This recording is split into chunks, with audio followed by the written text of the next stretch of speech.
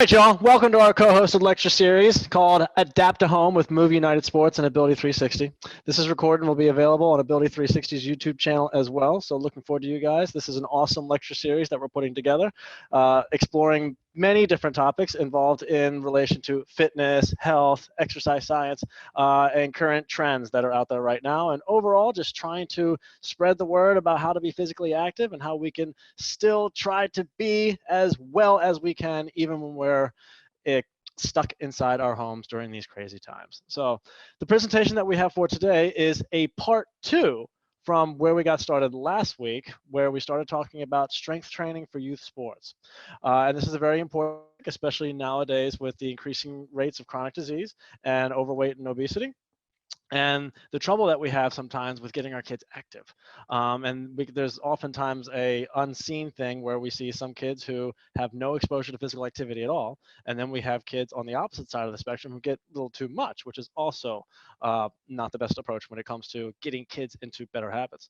And so in that first talk, that hopefully that recording will be available eventually, we talked a lot about what are the overall benefits for kids when it comes to physical activity, why it's important, what types of exercises are appropriate at what different stages of life, as far as how they start to grow up from young children into adolescence, into adulthood. And then this particular presentation today is going to be all around the actual programming of it, how it is that we pick and choose which exercises to use, how do we organize a program, and how we put something together especially for specific sport athletes, and what it takes to actually try to allow an athlete to grow and adapt so that they can better play their sport. So we're going to go ahead and we're going to get right into it. So very briefly, my name is Christopher Perry. I'm also known as Coach P to my students at Bryan University and ASU. I'm from the East Coast. I have degrees in exercise science and nutrition from multiple schools, including Penn State University, Eastern Kentucky University, and in the process of finishing my PhD at ASU, focusing on exercise science and sleep and sports nutrition. I've been a strength and conditioning coach for over 12 years now, working in all sorts of parts of the arena. And I work with Ability 360, working with wheelchair basketball, working with Brielle and Coach Robert. And it's been an absolute blast. I've been working with adapted sports for a few years back through into my master's degree. And I've always wanted to give back and have a great deal of experience also working with individuals at the VA hospital. So where do we go from here? So last week we talked all about strength training for youth athletes. And with our individuals that we work with at Ability 360, it's important to note that there is no difference between adapted sports and non-adapted sports when it comes to our approaches to getting our athletes better and improving overall performance and getting children involved in physical activity. Absolutely no difference. So a lot of these concepts can be applied to both adapted and non-adapted sports when it comes to some of these physiological concepts that we're going to be going over today, but I'm going to be doing my best to make sure they're in English for you all. So first things first, let's talk about programming and application. This is going to be the highlight of today's presentation, whereas last week was more or less the introduction to how to intercede fitness with kids. And a lot of the information that I'm going to be sharing with you all today is actually coming from the National Strength and Conditioning Association. This is where I am certified through as a certified strengthening specialist. So I use their principles to my approaches working with athletes and designing programming. That's also my background that I use to teach at Bryan University, in addition to NASM and ACSM concepts. So you might see a concept from NASM or ACSM slip in here. So just to reiterate a couple things from our previous presentation, the overall benefits of resistance training, not only for children, but you can also apply these benefits elsewhere. When it comes to training in kids, very relatively safe. The main things we have to look for is the proper environment to be able to coach individuals. Do they have a credible coach who is actually qualified to teach them the proper exercise routines, how to perform the exercises properly, and gives them the proper instruction and proper repetition in order to get used to the exercises more efficiently. We see an increase in muscular strength and power. For our adapted populations, this is very, very, very important, especially as we teach the younger kids in our adapted sports, a bit more self-reliant and resilience. Strength is really going to help in that area. We also see an improvement in cardiovascular risk profile. When I get more involved in strength training, that's also going to increase my participation in other physical activity, and thus will get me more involved and could also reduce my overall risk of cardiovascular risk. We are seeing skyrocketing rates of obesity in children nowadays, and it's really up to fitness professionals to try and educate families in particular how to set the idea straight at home from a very young age to help develop positive habits going forward. We also see an improvement in motor skill performance and increased sports performance. This is especially important not only for younger kids, but for adapted athletes, especially those with specific injuries that have to do with neurological disease or particular neurological deficiencies. Strength training can actually help strengthen motor neurofiring patterns and can help strengthen and improve quality and overall body movements. We also see an increase in resistance to sports-related injuries. So when I practice strength training, especially sports-specific types of routines and exercises for any type of athlete, especially we can use the example of an adapted athlete, a wheelchair basketball player, who is constantly pushing the wheelchair explosively and quickly down the court. When we focus on specific areas of strength training in order to improve the balance and stability of the shoulder girdle, we can do a lot of good in preventing sport-specific injuries that will usually occur when the athlete is not even playing the sport in the first place. We can also improve psychosocial well-being of youth. Nowadays, we're starting to see skyrocketing rates of depression in young kids and issues with communication. Being involved with sports is not only going to improve camaraderie and friendship, but also help to develop young children's self-esteem and better self-efficacy and self-belief in oneself so that they'll be able to carry out better habits going forward. And then the final one, promoting exercise habits in childhood and adolescence, which is overall what we want to establish, especially with families, so that children establish physical activity habits for life. Now, as a quick little primer for getting into programming, okay, last week we ended with talking about general adaptation syndrome. General adaptation syndrome is the philosophy that we use and the theory that we teach in order to explain to individuals how it is our body adapts to exercise, how we get bigger, how we get stronger, how we get faster. All right. It outlines exactly what happens when you start to lift weights or you start to go outside for runs more often, do long distance runs, start doing sprints. It's all based off of 3 different stages, including the alarm reaction, stage of resistance, and stage of exhaustion. All right. The alarm reaction is where we see that initial stimulus. All right. We start to lift, we start to exercise, and it has a sense of signal to the body that says, oh, we've never experienced this type of thing before. This is more than what we can handle. We have to adapt to this. And the way that the body does that is by having a brief decrease in overall performance, but will send a signal to the body, usually in the form of inflammation, to say, hey, we need to adapt. We need to get stronger. And then we enter what's called the stage of resistance, which is where recovery and muscle growth takes place. As the program continues, we continue to grow and adapt until we eventually hit a plateau, which is the start of the stage of exhaustion. And if we push the point too far within this stage, we can either get to the point of overreaching, which can be structurally used in a program properly, or even further, which is bad news bears, which is overtraining, which is something we want to avoid at all costs. Now, the overall way that we try to be able to manipulate this process is through a process called periodization, which is just a fancy word for exercise programming. We're going to discuss this closer to the end of the presentation today. So, and lastly, to summarize from last week, there is a specific stage in every child's age groups where certain focuses of programming are going to be better than the others. Usually when a child is younger, they're developing, they're growing, they're getting more motor coordinated. They're learning basic functional skills. This is where a lot of things are meant to be unstructured for the purpose of learning to take place. Whereas as a child begins to grow and they get into their earlier teens, into their adolescence, then we can start having higher structures of focus onto things like building strength, building more muscle mass, building agility and speed, and getting much more sports specific to the sport that they participate in. We're going to regroup and come back to this slide at the end after we go through the different styles of programming. So, how do we get started with training our kids? Well, pretty much the same way we handle working with adults, all right? It's all the same as far as our approach goes when working with young athletes. We just have to be sure that we apply these principles at the specific age groups that's more appropriate based off of the slide that we just saw. but all the remaining principles that we're about to go through remain the same. We need a needs analysis. We need to be aware of proper methods of exercise selection. We need to have a knowledge of training frequency. So how often during the week and what specifically am I working on at each workout during the week? What is my exercise order? So in what order am I doing specific types of exercises? What is my training load and repetition? So how heavy am I lifting? Why am I lifting that heavy? Or why am I not lifting that heavy? And how many repetitions am I doing?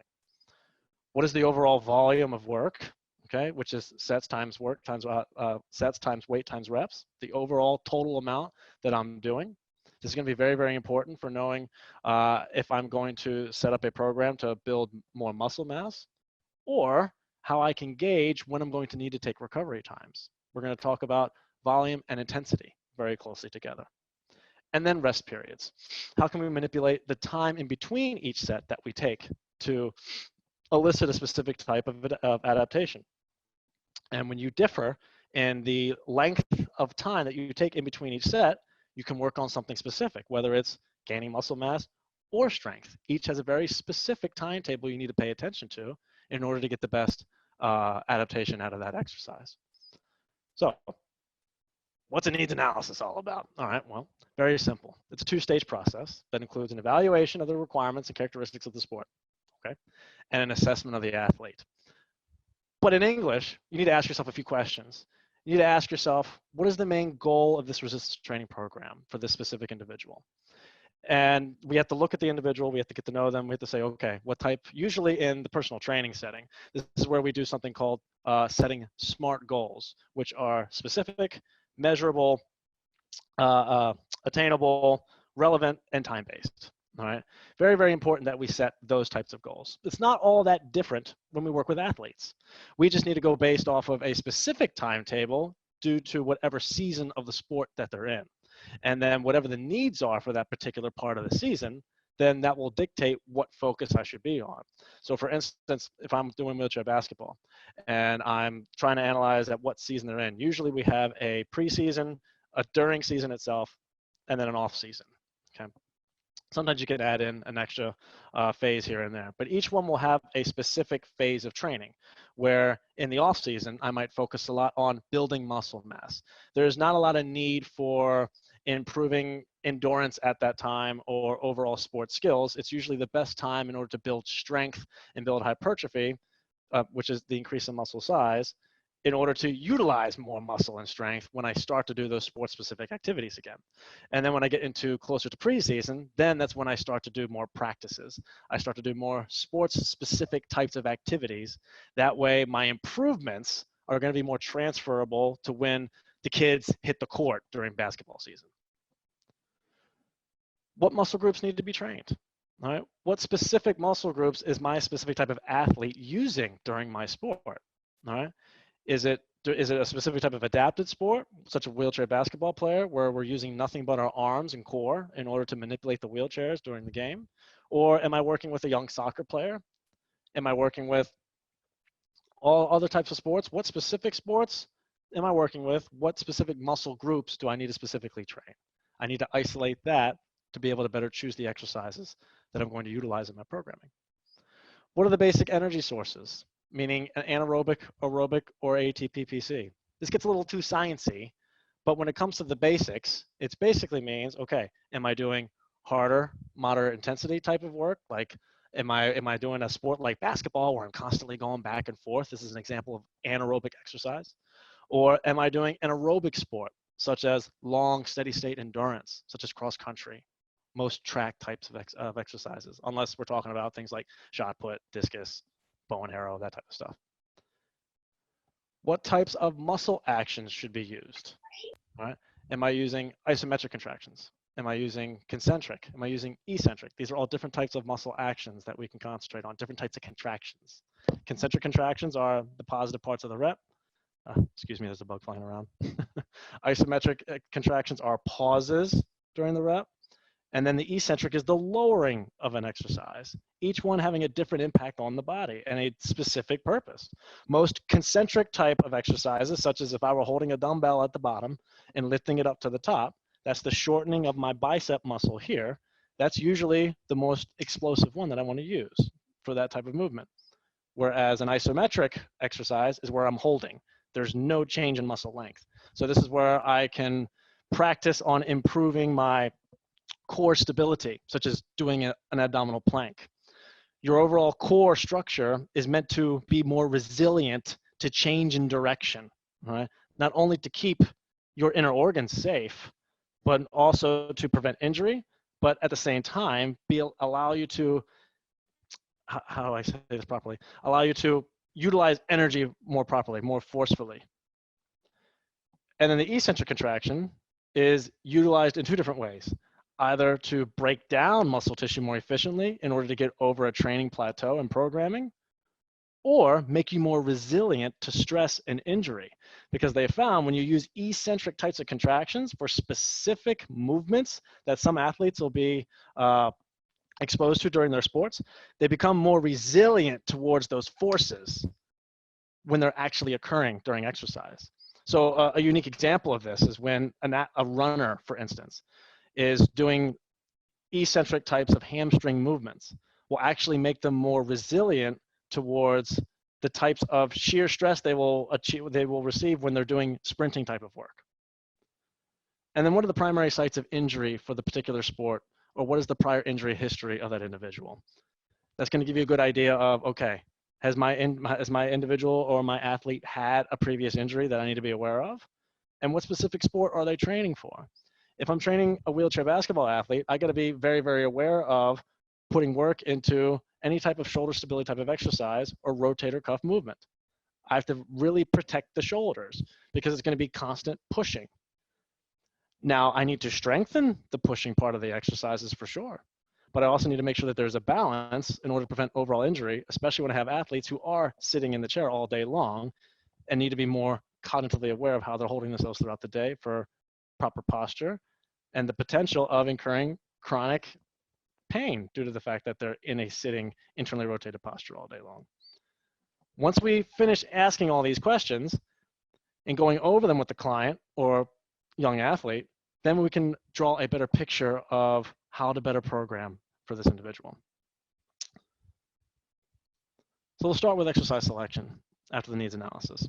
And when it comes to exercise selection, we need to go through a few things as far as knowing how to choose exercises that is going to be applicable to the movement and the muscular requirements of the sport, where an athlete's exercise technique experience is, okay? So how experienced is my athlete? Do I have a first-time weightlifter? Do I have someone who's come into the gym multiple times or for multiple years, has multiple coaches, all right? What's the overall experience? Because that's going to give me a good idea of how much time I need to spend with that specific individual while they're performing the exercises. Because remember, safety is key, especially when we work with younger kids and younger athletes. What equipment do I have available? This is always going to be an issue, especially when we're in conditions where we're forced to adapt at home. And we have to find ways in order to manipulate the equipment that I have access to in order to continue to grow, adapt, and get better. What is the amount of training time that I have available? That's also going to make a difference. Do I have an hour with the athletes? Do I have 2 hours to be able to get in maybe a proper warm-up and even proper mobility and flexibility routines? Or do I have a quick half an hour before they have to go to practice because they have to spend time sharing the courts and other training arenas with other sports within the facility? So all these things have to be taken into account. What are the exercise types? Do I need to use more compound style movements, which means more than one joint? These are the larger exercises such as a bench press or such as an overhead shoulder press or a lat pull down for your back. What types of core exercises do I need? When working with adapted sports, it's very important to discover what best types of core exercises we can do, especially depending upon what type of injury somebody has and what level of core stability or core work can we get out of an individual to help improve their overall performance and potentially their quality of life. What types of assistance exercises can I do? Do I need to work on structure, power? What is the specific sport that I'm working with that's going to determine what exercises I need? If I'm working with wheelchair basketball, for instance, I'm going to need to work on overall strength, pushing, dribbling, shooting. I'm going to need to choose exercises that are designed to improve those sorts of things.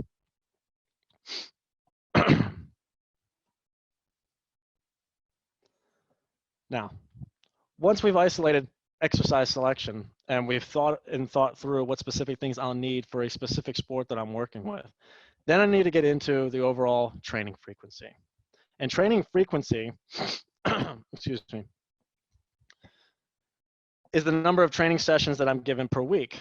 How often am I going to hit specific types of muscle groups for each person? I get this question all the time. How often can I lift legs if I'm working with general population? Or how many times can I hit my chest per week? Or how many times can I do upper body exercises?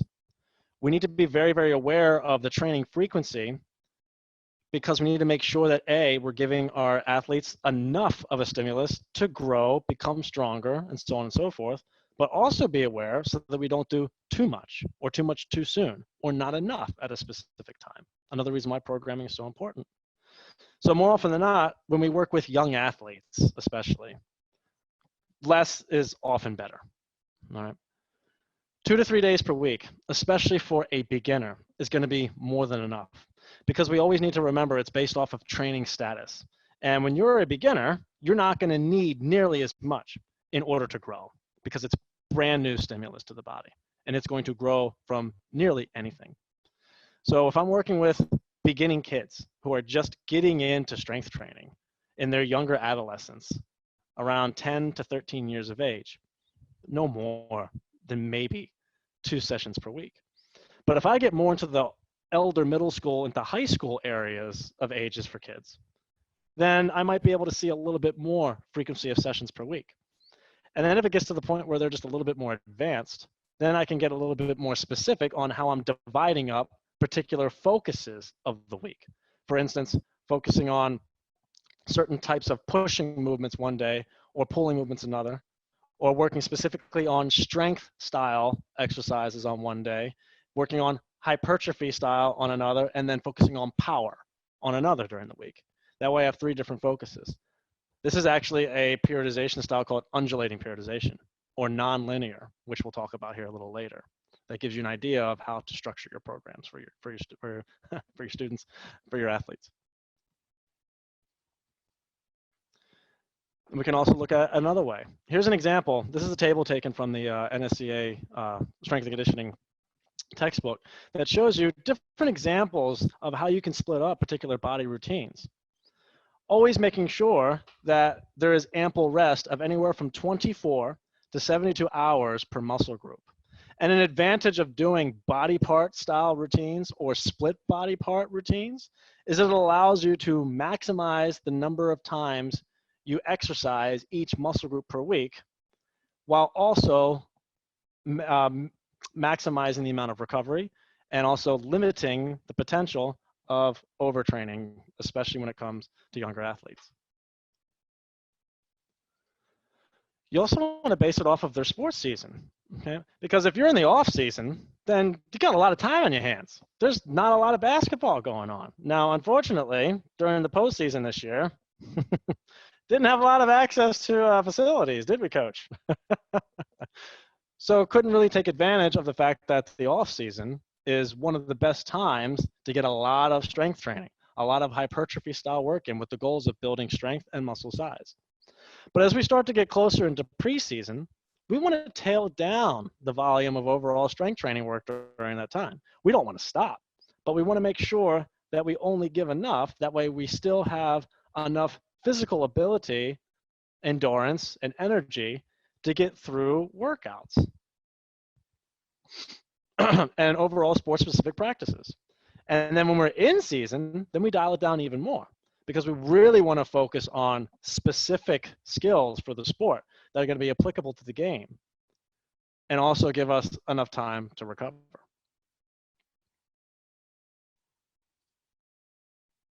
And lastly, and this is one I definitely wanted to highlight for kids at Ability 360, because the more and more I get to know these kids at Ability 360, they play multiple sports. And this is something very, very important to keep in mind. Although it might be beneficial to be in many different types of things, it is more beneficial for a particular athlete to start to become more and more specific to only 2 to 1 sport. That way, not only can they focus more on developing those skills, but also aren't divided up over so many different places that it affects their overall recovery. Because that's another thing we have to take into account. If I have a child who is doing wheelchair basketball and track and field, also has physical therapy due to their injuries, and goes to school and has tutoring, it's going to be stress on stress on stress on stress. And then I ask more of them by coming 2 times a week to do additional strength training and practice work for one of their sports. It can be overwhelming very, very, very fast. And then I have to really take that into account on what's going to be best for this specific athlete, especially at this age. Because as we know, the more and more we push on an adult, what do you think is going to happen the more and more we push on a child? Same thing can result: higher risk of injury, higher risk of excessive fatigue, an overall decrease in performance, and decrease in actually wanting to be participating in physical activity. And that's the last thing we want. Exercise order is the sequence of resistance exercise performed during one training session. So how do I know how to order my bench presses with my lat pull downs, with my assistance exercises for my rotator cuffs? All right. The way that I determine exercise order is 2 different things. Which exercises are the most costly? Which ones are going to require the most energy or the most put forth? This is usually going to be your heavier compound movements that are more than one joint, such as your bench presses, your lat pull downs, shoulder presses. For individuals who are able to perform lower body exercises, your squats, your deadlifts, those types of things. Your power exercises, if you have a specific day where you're working on explosive style movements, whether you're doing able body sports, doing Olympic weightlifting, or you can do Olympic weightlifting in adapted sports as well. All right? Power exercises should always be first because they're the most demanding of the individual. They're going to tire you out very, very fast. Or what is the overall training goal? Because if you have a specific need to improve on a specific area, you want to do that first. And the reason why is because they have found now that whatever you do first when you're the most freshest during a workout, you are more likely to send a signal to the body to adapt to that thing the most and make the most improvement in that area. It's the age-old question of what should I do first, strength training or cardiovascular training? Get that all the time. More so from general population than anything else. Is doing cardio before my strength training bad for my gains? It depends. What is your overall goal? If your athletes, this all comes down to a concept called concurrent training. And concurrent training simply means how I combine doing both cardiovascular and strength training in one workout. We might have to have an actual lecture on just concurrent training, which I'm glad I just came up with that because you can literally spend an hour talking about it. But it's very, very important to associate what are the needs of my clients or my athletes. And depending on what I'm doing in that workout, if the goal is to increase their anaerobic performance, then I want to make sure that I prioritize doing their suicide, gas, or anaerobic style cardiovascular training first before I do anything else, or I do it on a specifically different day. So what exercises are the most costly, and which ones do I want to focus on improving first? Then I focus on my less requiring exercise, more of my assistance exercises. So for instance, usually what we'll do with wheelchair basketball is we'll start off with a warm-up to properly activate the proper muscle groups that are going to be working during the workout. Do a little bit of dynamic stretching. Then we start off with our major compound movements, such as the bench press, the lat pull down, rows, so on and so forth. And then we get into our core exercises, such as our power-off presses for core stability, or our cable chops. And then we'll get into our assistance work at the end, focusing all on rotator cuff, external, internal rotation, and overall stability of the shoulder girdle will usually be the final part of the workout. Other ways that I could do it too is how I could focus on improving the recovery during the workout. Because oftentimes, especially when athletes are at their freshest during the season and might not be in the best shape, then I can order the exercises in a specific way to where I can be sure that they're going to be able to fully recover from one exercise to the next within the workout.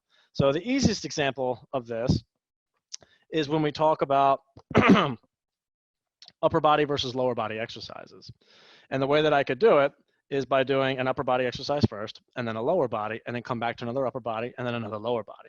That would give each part of your body enough time to recover by the time you get to the next exercise and you're focusing on a different body part. Another way that you could do it, and you could apply this to, say, an adapted sport like wheelchair basketball, is a push-pull method. Because if I do a push-pull method, then I'm using agonist versus antagonist muscle groups. And if I'm focusing on a push exercise first, and then I come to a pull, that's going to give my pushing muscle groups enough time to rest so that when I come back to a pushing exercise on exercise 3, I'm going to be able to perform a lot better rather than going push, push, then pull, pull. So we have to think a little bit as we're making choices with overall exercise order. Now we get into training loads and repetitions. Okay, so I've included some tables here for you all just to get a little grasp of what it could potentially look like. And you'll see on one column I have % of 1RM and how many repetitions are allowed for that specific type of workout. And then for what specific goal that I have based off of how my load and repetition should be based there.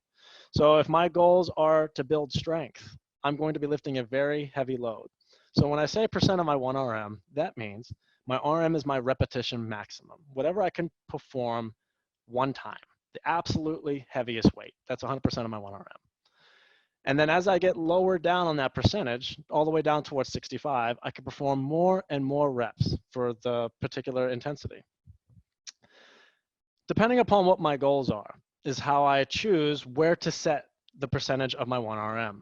You can also think as your percentage of your 1RM as the desired intensity of my exercises, the desired intensity of my program. Remember, we talked about how intensity and volume work very closely together in programming, and the two most important things you need to pay attention to. So if my training goal is strength, for a particular exercise, I want to make sure I'm lifting at least 85% of my 1RM for at least 3 to 5 repetitions is usually the desired range. If my overall desire is power, which is usually the most important thing for sports, then I need to make sure that I'm lifting either heavy or very light at maximal speed. Once again, where single effort movements are going to be goal repetitions of 1 to 2, whereas less than that, where I'm trying to perform multiple repetitions to improve explosiveness of a particular sports-related movement, is going to be 75 to 85% of my 1RM, anywhere from 3 to 5 reps. If my goal is actually building muscle mass and muscle size, which is sometimes important for many different types of sports and particular types of injuries we see in adapted sports, where fighting off certain types of muscle conditions is absolutely paramount, and also in improving overall quality of life, then hypertrophy is anywhere from 67 to 85% of my 1RM. The intensity is a little lower, with the rep range between 6 to 12. This is normally the best area to start younger kids, especially in middle school into the earlier stages of high school, because they can still achieve results when we use progressive overload with hypertrophy. And when I use the term progressive overload, that means every time I hit a goal or target rep range of so many sets that a coach will program for the kids or athletes for a specific exercise, I take up the amount of weight or I take up the amount of sets. And when it comes to younger adolescent kids, you're going to get a lot of results just by focusing on hypertrophy. Sometimes there's absolutely no need to utilize a 1 repetition maximum test due to the fact that there's no real need for it, except to test how strong somebody is. Because oftentimes, especially unsupervised, 1 repetition maximum tests result in injury. And then the last one, muscular endurance, is the lowest of the intensities, 67 or below, where the rep ranges are going to be 12 or higher. This is usually going to be more applicable to my more core enduring types of muscle groups, such as my core musculature, or my stability musculature, such as my soleus, which is a part of my calf, my smaller shoulder stabilizers, such as my rotator cuff, and so on and so forth. And this just shows us an actual picture of that very same thing, where muscular endurance falls, whereas hypertrophy, strength, and power. Now, what about based off of training goal and overall variation? It's something also very, very important to take into account.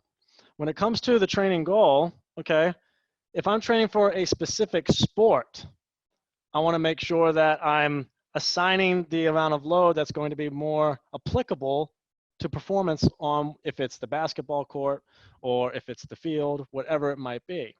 And where explosive movements are going to be the most needed, because that's going to be the most what's applicable to what's being done on the court, then I'm going to need to perform multiple power types of exercises, multiple power types of repetitions during my exercise.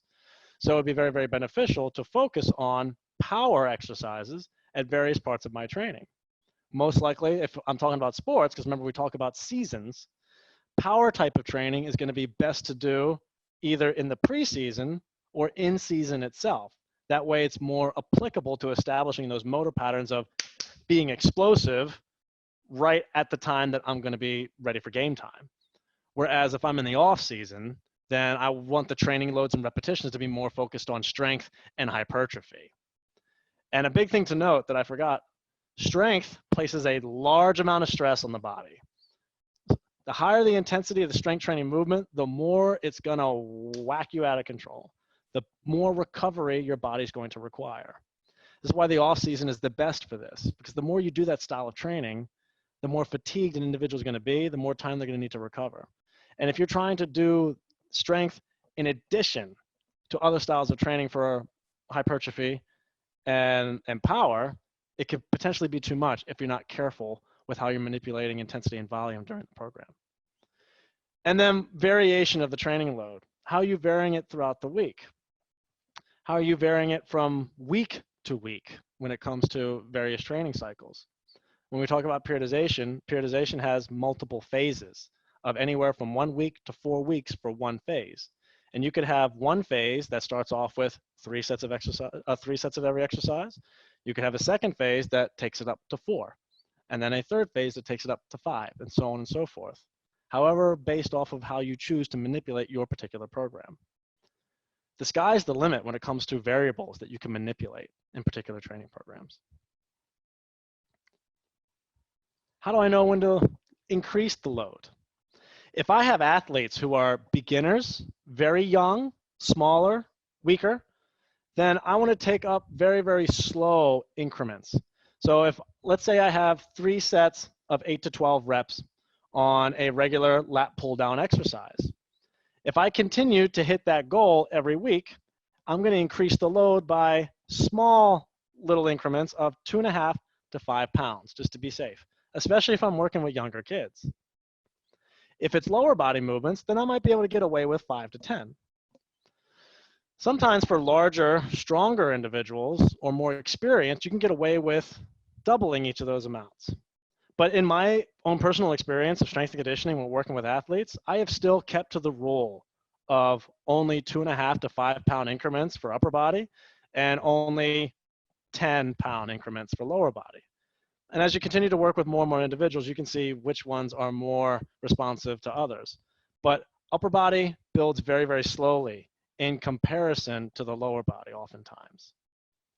So it's very, very important to take slow increments, because a big problem that some young coaches will usually make is they go up way too fast with their athletes. And then the athlete will never get anywhere because they go way too heavy too quickly, potential to overtrain way too fast, and then you have to start from scratch with a recovery period and then start them on the training period again. So very, very important. Let's talk about overall volume, okay? So volume is very important as far as the overall amount of work you're doing throughout the overall program. And when it comes to strength and power, okay, I'm gonna skip ahead over to, I'm gonna come back to the training load and variations, okay? When it comes to strength and power, volume is typically lower, okay? Because as again, strength and power has a bigger requirement on the human body. Whereas if I'm training for hypertrophy, it's the increase in volume that's actually the stimulation that's going to cause my increase in muscle size. Volume has been found in the scientific literature as the #1 thing that causes muscle growth. You can increase the volume of strength work, you can increase the volume of hypertrophy work itself, or volume work of endurance work, and each one has been found to actually improve and increase muscle size. Just take into account that if you do that with strength and power related exercises, that it's going to incur a much larger stress, a much larger requirement for recovery on the athlete or individual. How about rest periods? Apologies for my volume slide. I'm not sure why the picture's not showing up. When it comes to rest periods, also very, very important. So rest periods is the total amount of time I take in between each set. And strength is where I'm going to take the most amount of time. Power as well, because it focuses on a specific energy system that actually takes 2 to 5 minutes to recover. It's called your ATP phosphocreatine system. And it gives you high amounts of energy for 10 seconds. Really, really fast. High amounts of energy, 10 seconds. You can lift really, really heavy for 10 seconds. And then it's gone. And then it has to take time to recycle to get back up to 100% again. This is why you see individuals in the gym or fitness center who are doing heavy types of exercises, taking long breaks in between each exercise, because they have to wait 2 to 5 minutes for that energy system to replenish itself. So on the second set, they can go hard again. If they were not to wait, they would not be able to lift for that same amount of reps of 3 to 5 reps again. If I'm doing hypertrophy or endurance, then I can get away with less of a rest period, anywhere from 30 seconds to 1.5 minutes, because I'm trying to create that metabolic response inside the body to actually push it in order to grow. And this is going to lead us right into periodization. Okay. And remember what I said earlier, periodization is a fancy word for organizing systematic changes within a program. And we have a lot of fancy terms for how we decide and choose different types of periodization models. For the majority of strength and strength and conditioning coaches will use with programs with athletes, we have 3 choices. We have linear periodization, which is a model that we use that progressively increases intensity over time in a linear fashion. So you will see intensity go up like this slowly over time. And that's usually based off of 1 RM if I'm doing strength training. So for instance, in a microcycle, which is usually 1 week or up to 4 weeks, okay? So I usually have 3 different phases in a linear periodization. I have a macrocycle, which is really large, anywhere up from months to years. A mesocycle is the next part, which is anywhere from weeks to months. And then a microcycle is anywhere from days to weeks. So an example would be 3 to 5 sets of 12 to 15 repetitions. And then you see it get heavier and heavier as each 4-week cycle goes on. 4 to 5 sets of 8 to 10, 3 to 4 of 4 to 6, 3 to 5 of 1 to 3, and so on and so forth. Linear periodization is the most popular chosen model for building overall strength. So this might be a model that's very, very important to do, either when you haven't been doing a strength training program for a long time, if you're a more advanced athlete, or if you're in the off season as an athlete. As a result of intensity going up like this, volume is going to slowly come down over the course of time.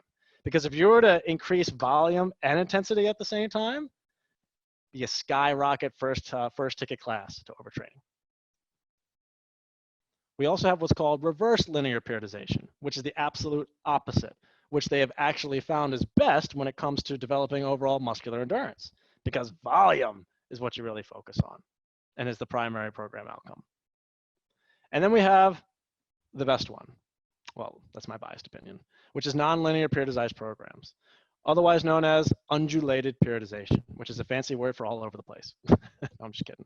But undulated periodization maintains variation within a training program, whereas in one day might be focused on high intensity, a second day might be focused on moderate, and another day might be focused on light. This allows you to have variation in intensity and volume within each week, which can be very, very flexible and accommodate specific schedules of specific individuals. This is very, very popular and also very, very beneficial when you're working with crazy schedules, such as what a lot of our athletes have, especially in programs at Ability 360. Non-periodized programs are also very beneficial for sports that have multiple goals, such as strength, developing power, and developing hypertrophy. And it also allows to maximize recovery as well. Where linear programs, you will eventually conk out no matter what, because intensity continues to go up.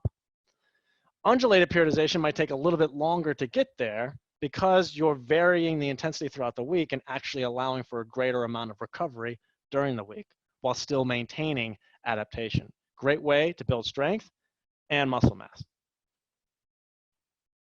Okay. So this is where I said we bring it back full circle when it comes to how we can apply this. So when I'm trying to think of, okay, how do I take one of those periodizations and apply it to whatever young athlete I'm working with? Well, you take a look at the chart here as far as, and this was developed based off of a large article reviews amongst a whole bunch of youth athlete research. And you take a look at what age groups is it best to focus on one specific type of adaptation over the other. So for instance, if I'm working with younger kids, then I can focus on doing periodization models where I'm focusing more on the motor coordination type of work.